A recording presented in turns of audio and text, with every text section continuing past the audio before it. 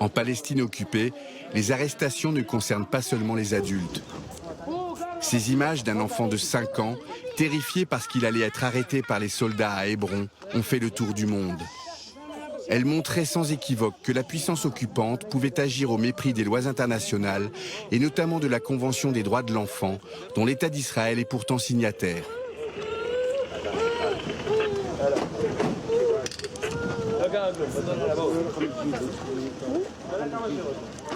La question des enfants est une histoire en elle-même. C'est une grande histoire, ici, en Palestine. Les enfants, et en tout cas les adolescents, sont généralement plus souvent arrêtés que les adultes.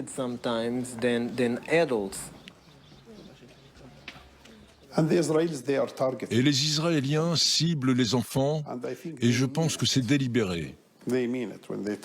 Parce que de cette façon, ils ciblent le futur des Palestiniens.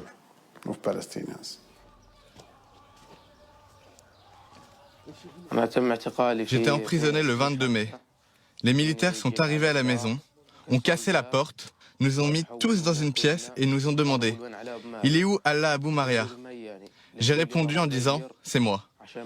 Ils m'ont demandé de me changer en annonçant qu'ils allaient m'emmener avec eux. Ils ont prévenu mon père de mon arrestation et qu'ils pourraient me rechercher à 7 heures le lendemain. Je suis parti avec eux, je suis descendu avec eux et ils m'ont mis dans la voiture. Auparavant, ils m'ont attaché les mains et couvert les yeux. Dans la voiture, en roulant vers Assioun, ils ont commencé à me taper. Ils ont commencé à me taper, ils me donnaient des coups sur le ventre et la tête. Allah a 15 ans lorsqu'il est arrêté, au beau milieu de la nuit. Il ne sait pas pourquoi les soldats l'embarquent, jusqu'à sa première rencontre avec un enquêteur, après plusieurs heures en cellule.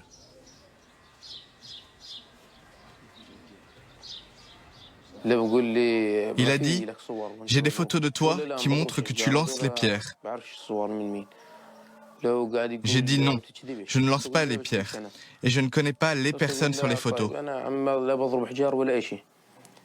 Il a dit tu mens. J'ai dit non. Non, moi je ne mens pas.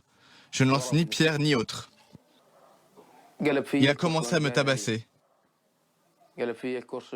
Il m'a ouvert les menottes et m'a tabassé. Il a renversé la chaise sur laquelle j'étais assis et m'a tabassé. Il m'a dit « Il faut avouer tout de suite. Sinon, on va tuer ton copain Mohamed. »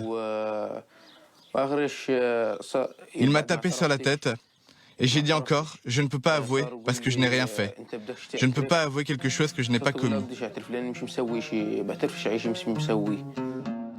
L'enquêteur est bientôt rejoint par un deuxième homme.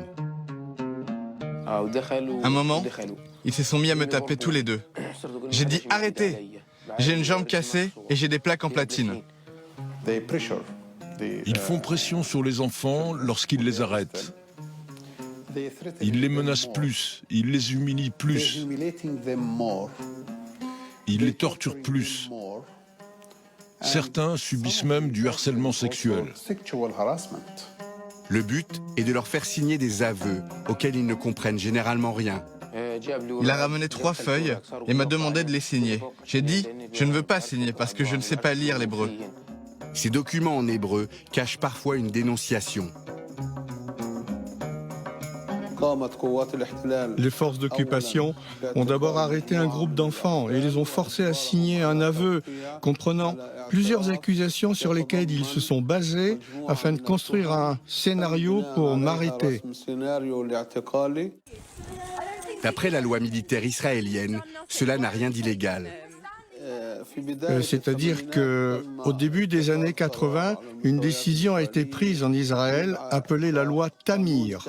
Cette loi permet de juger l'accusé en se basant sur les aveux qui le condamnent en provenance d'un tiers, même si ce n'est qu'un seul aveu.